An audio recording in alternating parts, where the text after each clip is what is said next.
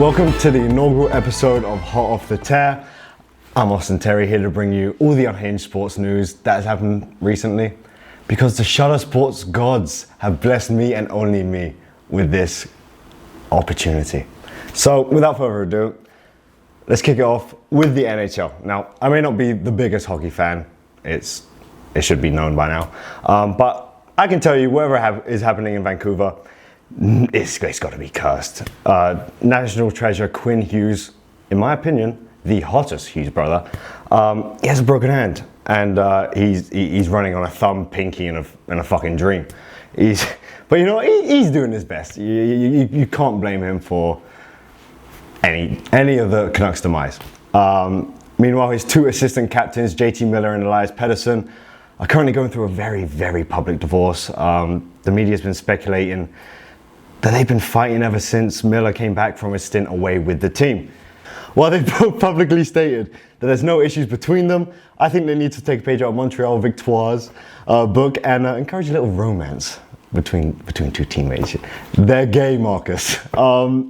Anyway, in other news, Sam Bennett was recently fined $5,000, the maximum allowable for roughing.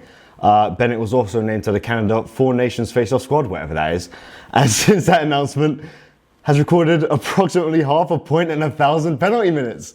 Way to go, buddy. Keep it up.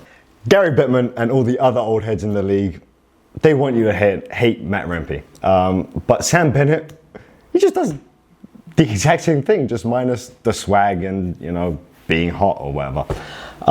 Which is, you know, you need to be hot to play in the NHL somehow, or at least be good in the NHL. It's a common theme. Don't ask me how, don't ask me why, but yeah. Speaking of the Rangers though, they're in their own kind of shit show at the minute. Yeah, we're allowed to swear on this, by the way. Trading away their captain Jacob Trouba and still sucking. And then trading Capo Caco, who I personally believed when he got drafted was going to be the truth. I thought he was going to be better than Jack Hughes. That tells you my hockey knowledge. The Rangers, they got worse. Bouncing Matt Rempe between the AHL and the NHL, and then losing him to suspension. But the worst news to come out of the team isn't all of that. It's social media personnel are no longer allowed to travel with the team. While it's still unclear why this is, the bottom line is, I personally, as a media professional, I'm outraged that we don't get to see Chris Kreider do any TikTok dances, because that is a staple of the league. But it even got so bad that they had to hire the monkey from Toy Story to start getting Arrival content. But actually what is going on in New York needs to be studied. You know, New York's a weird place at the best of times, but this is something else. All this coming from last year's President Trophy winners. I get the President's curse and all. Recently got informed about that. You know, very cool. But isn't that supposed to end once they get booted from the playoffs? That's what I've heard through the grapevine, actually. Yeah, that is currently all the NHL news I have, because, you know me, avid watcher of the NHL, you know, made sure to really get these for you guys. But now we are going to move on to the NFL. We're a bit backed up here in terms of what we're going to talk about, but, you know, you see this adorable face that will be probably projected right next to me? Instantly recognizable, yeah? He's not in the playoffs this year. And you know why that is? It's because of the evil forces over in Kansas. Yeah, they're not the good guys. Well, I always say though, if you need to rely on others to get into the playoffs, you probably shouldn't be there. I'm going to make an exception here, because it wasn't this guy's fault, or this guy, or this guy. But the Chiefs need to be stopped. It's ridiculous. They seem to get every call known to. Fuck! Liam, no! They seem to get every call known to man, and we're sick of it. It's witchcraft. What are they doing? Pellington fell! My apologies. Got a bit out of hand there. Paddington doesn't even want to look at me anymore, but that is fine. So, on to the playoffs. Wildcard weekend was very, very boring. Majority of the games, other than the Bucks and the Commanders, were blowouts, and I mean, some wasn't the expected results. The Rams got past the Vikings, a 14-win team, which should have happened, shouldn't have happened. Up to you. But everyone else just cruised. The Steelers, they're stuck. For the rest of the time, they are stuck doing whatever they're doing to get 10-7. But you have to feel bad for Baker Mayfield. He is, I think it is the leading passer rating or something like that. Like, technically, he's the best playoff quarterback ever right now. Off of like a stat. Shout out Baker Muse on X. Follow him. But yeah, it's me personally as a Bucks fan. That one hurt. You know, had a glimpse of hope of the ball hitting the upright. I thought, you know, he's going to get another chance. He's going to win it. No, it fell straight through. But yeah, that's rough for the Bucks fans. Anyways, as this is being recorded and hopefully put out tonight, the next round of playoffs are on, and you know, if Kansas lose, hopefully parades in the street. But no, that'll be a very good rest of the playoffs. Bills, Ravens will be one to watch eventually, and yeah, that's all we have in the NFL. There isn't too many tremendous news stories. It is just the playoffs right now. People going into a mass depression over their teams losing, and people getting joy over their teams winning. But yeah, moving on to the MLB. Apparently, there's been a lot of off-season moves, and while I may pretend that I follow the league, just so I can cheer for the Tampa Bay Rays because, you know, greater sports city, I am not here to bring you the latest baseball news, which is why I'm joined by a very sought-after expert. We scoured the globe to find this one. Is Katie LeBoudler. Okay, starting off with Bellinger to the Yankees. Now, this might be the hottest drama in the MLB for a long time, because you might not know, but Bellinger and Giancarlo Stanton, his new now teammate, Stanton and Bellinger's wife actually dated, like seriously dated, for a while. So, in the locker room for the Yankees might be looking like an episode of Love Island, if you know what I mean.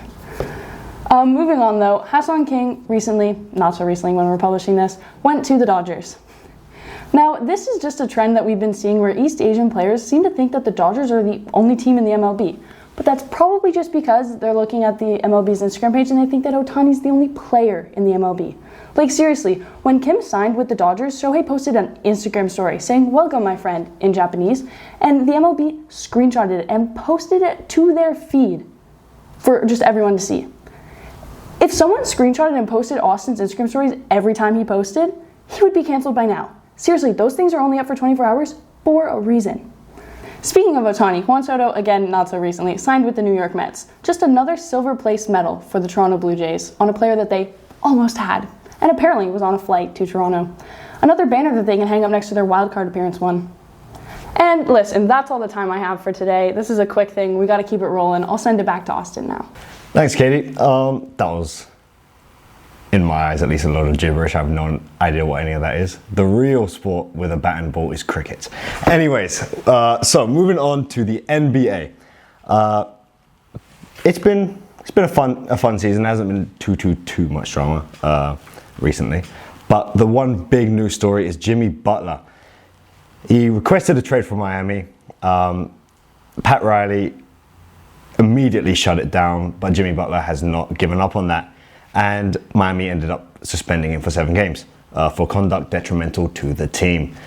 In my eyes, Miami have no idea what they're doing, and they are making this way more difficult than it needs to be. I get the whole put your authority on it, don't let the player force the move, but Jimmy Butler's aging, he's declining. If you're going to sell him now. This Miami team isn't a contender, and they're in limbo right now, and I feel like getting assets high for Jimmy Butler now is better than either letting him walk for free or getting almost nothing for him later on. But Pat Riley admitted himself that maybe he is washed. And that is an all-timer sports graphic quote that I hope will be shown on this. But on to a very, very, very early finals preview. I believe it will be the Celtics and the Thunder. It's the most likely outcome. Two of the most dominant teams in the NBA. But, you know, anything can happen in basketball. You know, the Cavs might have something to say about it. But my glorious king, Jason Tatum, is just too dominant, in my opinion. He's one of one. And the team that he surrounds himself with, like Jaylen Brown, Kristaps Porzingis, and Derek White, they are just amazing, amazing basketball players. They're an amazing team. You know, if they're hitting their threes, they will hopefully go back to back. I say hopefully because self-explanatory. I may be a Boston Celtics fan. But yes, that is not too much news in the NBA. So I had to generate some there. But that's all for that. Moving on to F1. Now this is a topic that I know a little more about. I'm going to start you off with a season recap. Lando Norris, your pole to win conversion rate is 33.33%. How? You had the fastest car on the grid and you have a 33% conversion rate of winning those races. I get Max Verstappen is very, very good, but 33%. Piastri may be the big dog next year and you'll have yourself to blame if that happens. But other than the Constructors' Champions being really good, Lewis Hamilton. Sir Lewis Hamilton. That Silverstone win brought out feelings I didn't even know I had. It made me feel British again. I loved it. I love you. You'll do very, very well at Ferrari next year because he moved from Mercedes to Ferrari, ending a long, long stint with the Silver Arrows.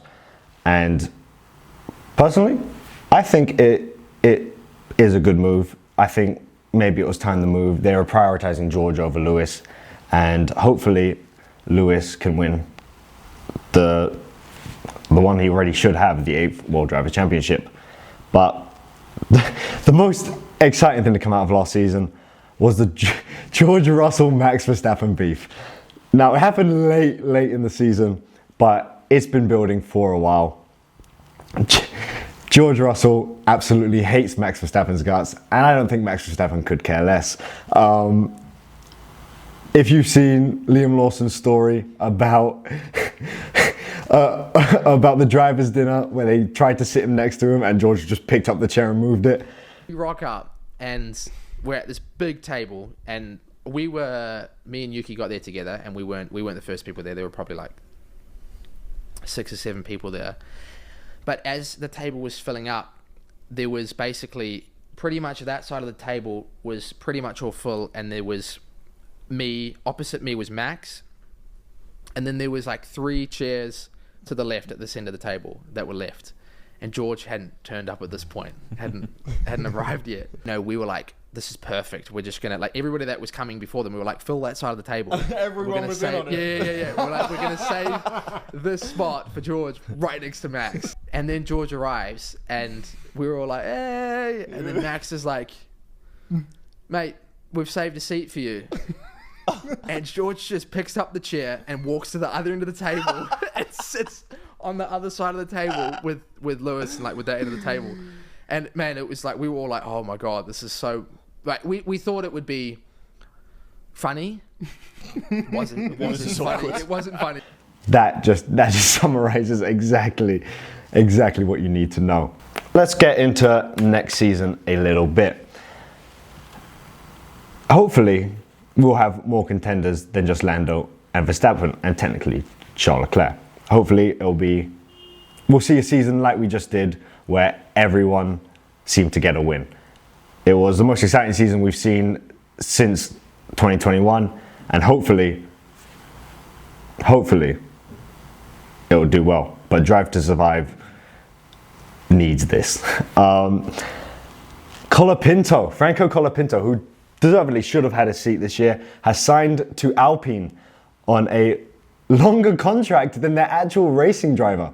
Franco Colapinto signed a reserve driver seat for them, and Jack Doohan, who is the actual driver for them for the next season, has a shorter contract than Franco Colapinto does. What they're doing to Doohan could be considered as psychological torture, because Colapinto will eventually just take that seat and he knows it's impending doom. So I feel bad for him. Another man that I feel very, very sad for is Yuki Tsunoda. We all know now Liam Lawson got the Red Bull seat after Checo Perez and Red Bull agreed to part ways. Tsunoda may have deserved that seat. He's outqualified every teammate he's had. But Christian Horner decided, I am not going to do that. I'm going to promote Liam Lawson. And, you know, the entire F1 world feels for Yuki Tsunoda. He's wasting his time at Visa Cash App RB. He should hopefully get a move to maybe a team that actually sees him for what he is, a very good driver and a really, really nice person. So yeah, that is all I have for F1. It's the off season. It starts again soon. So hopefully we'll get more news either following, because something always seems to happen. But on to the Premier League. I know a lot of you have been waiting for this one, you know, biggest sport in the world, football. It is the January transfer window right now. The Rashford saga has taken front and center in this transfer window. There's been a couple transfers here and there, but nothing of too much importance. But Marcus Rashford, he's being cast away by his boyhood club, and there's 3 teams in the race for him: Barcelona, Borussia Dortmund, or AC Milan. Now, there's a player in there somewhere for Marcus Rashford. He's a very good player when he's on form. He just hasn't been on form for a while. But I feel like AC Milan is winning that race, and the Italians will get to see Marcus Rashford very, very, very soon. But recently the pundits have had it out for Rashford, creating fake stories and publishing pictures of him with someone who he didn't know that is maybe not a very good person, which is just, it's outrageous. The English media is some of the worst thing I've ever seen in my life. Let the man live. He does nothing but good in the community, and you're just trying to bring him down. It's wrong. Marcus Rashford is most likely out of the Premier League though, very, very soon. Now, on to more transfer window news. Matheus Cunha re-signs for Wolves. No fucking clue why he did that. But he had several big sides wanting him, and he chose a relegation doomed team. But I think this is a case of, I'll help you stay afloat and then you can get your money for me, which is a very, very good move for him. If that happens, if he's just very committed to Wolves, okay, good for you. Me personally, I wouldn't be. Also, Marco Silva says that Fulham will not entertain offers for Rodrigo Muniz, and that they won't even pick up the phone, which is a very, very good thing for Fulham, and for me personally, I own his shirt. But Muniz has been sitting behind Raul Jimenez most of this season, and has featured mainly in cup games or on back-to-back fixtures almost. But he will hopefully be seen as Fulham's striker for the future, and that Fulham will eventually push on with Rodrigo Muniz. That's all I have for the transfer window. On to Erling Haaland. He has signed a 9.5-year contract extension with Manchester City. Now, this is before the verdict of if Man City has beaten their 130-something charges.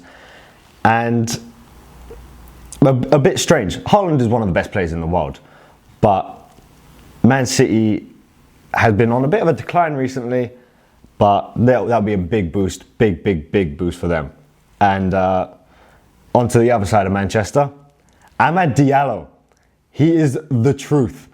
A hat trick in, 12 minutes or something? He's first player to do that since Cristiano Ronaldo. He is, Amad Diallo, like Emil Smith Rowe, is the truth. And hopefully Man United, yikes, can build around him. And the last piece of news I have for that is Nottingham Forest.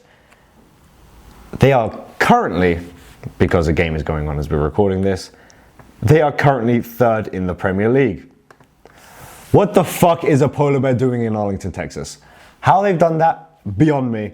But good for them, honestly. It's nice to see teams up there that aren't the big six, because, you know, it brings joy to people who like mid-club teams. And hopefully they'll continue to push on, get Champions League football again. You know, 2 times winner of the Champions League. Okay, moving on to my last piece of news. Now we have the WWE has debuted on Netflix. Yes, whether you think this is a sport or not, I couldn't care less. The first episode on Netflix, a huge PR stunt and a huge shit show. While the wrestling was good, there was just too much going on. Rhea Ripley won the Women's World Championship off of Liv Morgan. And the fucking Undertaker comes out. Not like, you know, Underworld Undertaker. American Badass Undertaker just comes out, rides his fucking motorbike all the way around the fucking ring, goes back up the ramp, celebrates with her, and that's the whole segment. Was that needed? No. Like, it's always good to see The Undertaker, but at least have him in a useful context like WrestleMania 40. Don't just have him come out and just show his face. It's a waste of TV time for stars that you could be pushing. But other than that, the Fortnite logo was in the middle of the ring. So I don't know how I feel about that. I don't think anybody liked that. It has since disappeared. So maybe it was just a 1-week contract. But yeah, no, that's just stupid, in my personal opinion. But something that was very, very good to see was every celebrity getting a better reaction than Hulk Hogan.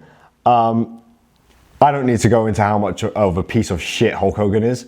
But every celebrity, even Topanga, got a great reception. And it was great to see her there. Vanessa Hudgens loves pro wrestling. It's good to see as well. Macaulay Culkin, who I generally thought was Joe Burrow the second I saw him. It was a bit questionable. But he was there, got a great reaction. Hulk Hogan got booed out of the building, and I hope that is the very last we see of him. And just to end this off, there is only one true tribal chief, and that is Roman Reigns. And I would like everyone to take a minute and acknowledge him. That is our tribal chief. Now, this has been Hot Off The Terr, the inaugural episode.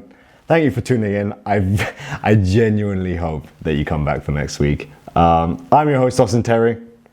And like I said, I will see you next week.